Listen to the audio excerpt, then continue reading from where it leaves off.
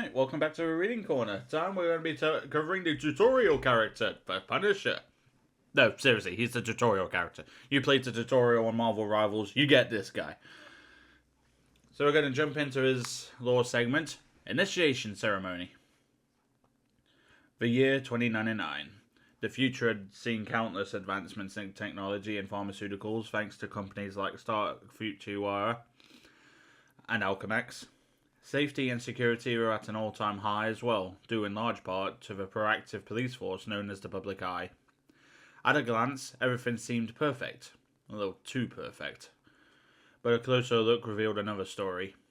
Even though the quality of life had improved dramatically for everyday citizens, there were still those who lurked in the shadows, searching for ways to use that miraculous progress for their own personal gain. In every utopia, there was always someone desperate to turn the brave new world upside down. Fortunately, there were also those who had dedicated their long lives to stopping them, at any cost. Those forces were destined to collide in a warehouse on the lowest levels of a forgotten district of Tokyo, far below the strange webs that had woven themselves through the night sky.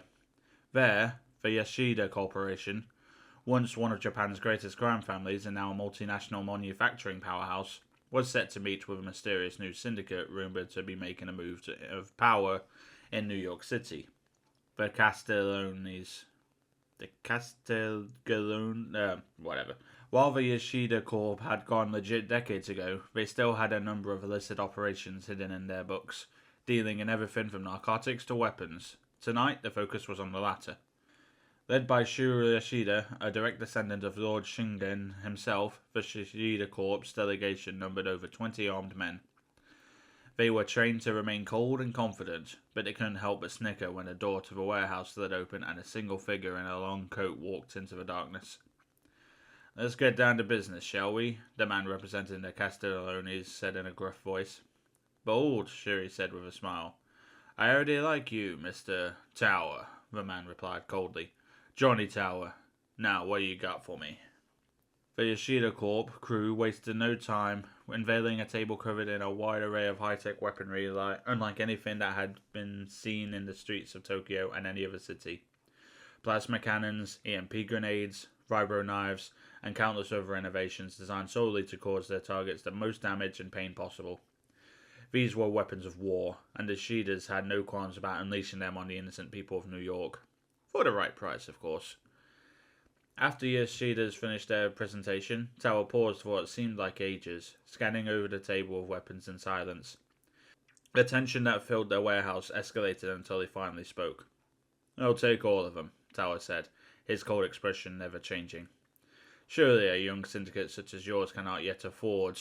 Shiro began in astonishment, unable to finish his thought before Tower interjected. "I didn't say I would pay for him," Tower interrupted. "Said I'd take him." Shiro Yoshida began to laugh as he reached for the sword dangling from his belt. It was a family heirloom, once belonging to an esteemed ancestor of his, the mutant known as the Silver Samurai.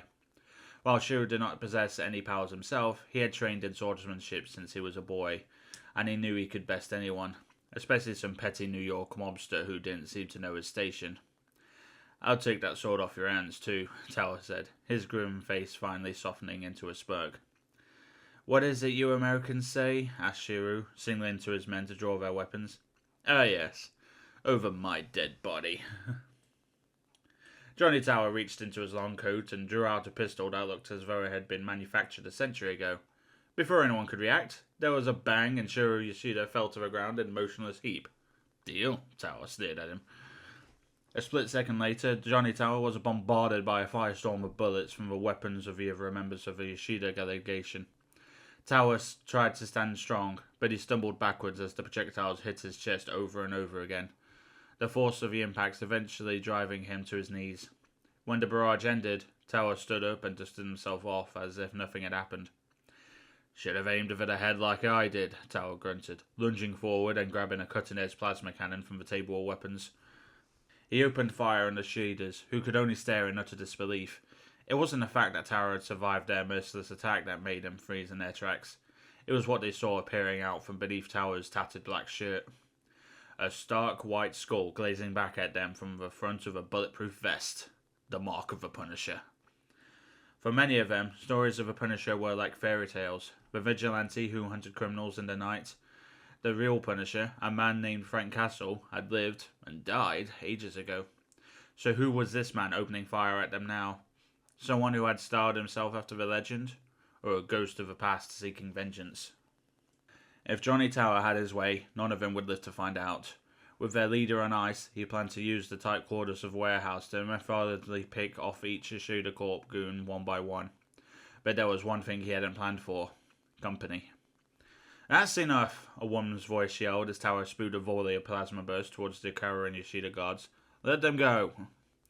Tower looked up and saw a woman perched up in the rafters of the warehouse, as if she was ready to pounce on him. Not a chance, doll, Tower responded, snarling in her direction. Don't call me doll, the woman said, leaping down to land next to Tower. Frank. What'd you call me? Tower said, caught off guard by the woman using his real name. No one had called him that in decades. As he looked closer, he couldn't believe his eyes. He knew exactly who she was, and he was just as shocked to see her as the Ishida clan had been to see him. What's the matter, Castle? The red-haired woman said with a smirk.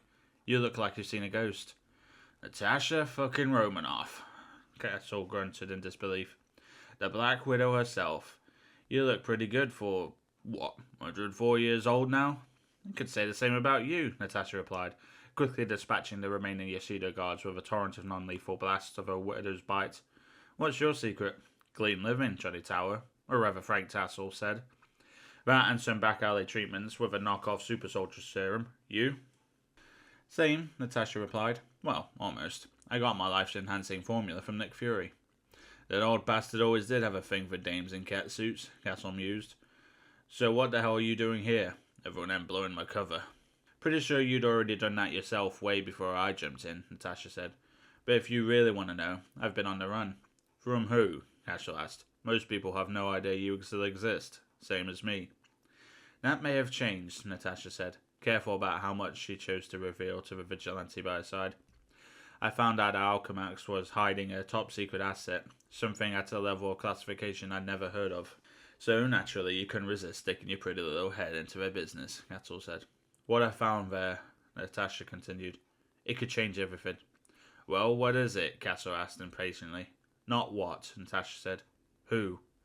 No more games, Castle barked. If you've got something to say, spit it out already. It was Captain America, Frank, Natasha said. That ain't possible, Castle stammered, caught entirely off guard for the first time in ages. Cap was the reason he had signed up to be a soldier in the first place, long, long ago. But the Sentinel of Liberty had disappeared at the end of World War II, never to be found. I barely believed it myself, Natasha said as she played back the recent rescue operation in her mind's eye. But it was him, Steve Rogers, in the flesh. So where's old Stars and Stripes now? Castle asked, a tinge of hope in his voice. He saved my life, Natasha said. Then he vanished. And you're telling me the most elite spy who ever lived hasn't managed to track a guy in star-spangled armour down yet? Castle was starting to see some holes in her story. I've been a bit distracted, Natasha admitted. After all, I just took your place at the top of a publicised most wanted list. Oh, come on, Castle groaned. Do you know how hard I worked to earn that spot? You're welcome to have it back, Natasha said. Since that mission, I had to go underground, cut all ties with my network. It's been a mess. So why'd you come out of a woodwork tonight? Castle asked. Because I need your help, Natasha said earnestly. Those aren't words I hear very often, Castle replied. Especially from a hero like you. I don't usually walk with the angels. Well, you'd better decide whose side you're on fast, Natasha said, raising the gauntlets and aiming them towards the warehouse door. They're here. Right on cue, a squad of public eye soldiers burst into the warehouse, ordering the Black Widow and the Punisher to freeze. Natasha looked at Castle, who let out a sigh and nodded his head in mild annoyance. Without a word, he grabbed two high-tech guns off the table, tossing one to his new partner. Hit to wound, not to kill, Natasha said as the two opened fire on the advancing soldiers. Or what? Asked Castle, snidely as he wrapped his arm around an officer's throat and pressed his weapon against the side of his gasping man's head. Oh, I saved my last round for you, Natasha said, shooting several public eye soldiers in the kneecaps. Castle released the officer from his grip, then slumped to the ground unconscious. Death's been on my heels for ages, Castle said, but it's going to have to wait a bit longer, at least until after At least until after I finally meet Cap. So let's get this over with already. Castle leapt forward and grabbed a tiny metal disc from the table and pressed the golden button to its surface. As he tossed it to the ground in front of him, Natasha instinctively began to run for cover, assuming it was an explosive. "You're going to want to stay and watch this," Castle said with a smile, running towards the device as it began to unfold. Within moments, a high-tech turret stood in its place. Frank jumped into the center of the giant gun and grabbed the handles. "Frank, no!" Natasha called as the Punisher gleefully opened fire on the public eyes forces, raining destruction down upon him. I've got this image of Frank in that turret. "Don't get all worked up," he said. "I said it to stun, I think."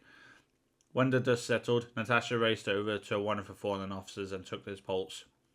Castle wasn't lying. He had held back from using lethal force. She was impressed. Maybe she had made the right choice coming after him after all.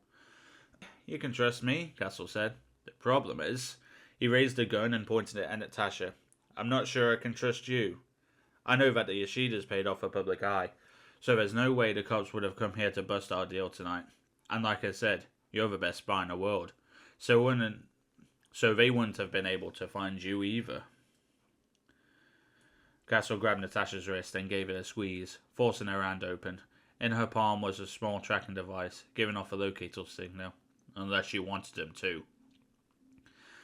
"I had to find a way to make sure you'd have my back," Natasha said, realizing her gambit could have severely damaged the trust she had hoped to establish with a new ally. "And now I've got to make sure you're not going to stab mine," Castle said. "Trust has never been something either of us had much of," Natasha said. "But if we want to find Steve, if we want to stop the public eye, to beat Doom, I'm starting to realize it's something we're going to need." Castle sighed as he loaded his weapon. "Must be going soft in my old age," he said. "Yeah," Natasha laughed. "You're a regular Penny Parker." "Going to Leeds and where Cap ran off to?" Castle asked as the pair exited the warehouse and stepped out into the crisp Tokyo night. "Just one," Natasha said, looking up at the starry sky above them. "And I've got a feeling you're not going to believe it." So that was a little segment from Punisher tying into Black Widow, which ties into Captain America. I know where I'm slotting it in the playlist, basically. Gameplay-wise, he's very straightforward. Gun, assault rifle, shotgun, turret, smoke grenades, giant Gatling guns. What more do you want? I hope you enjoyed this video. Be sure to like and subscribe, and I'll see you in the next one.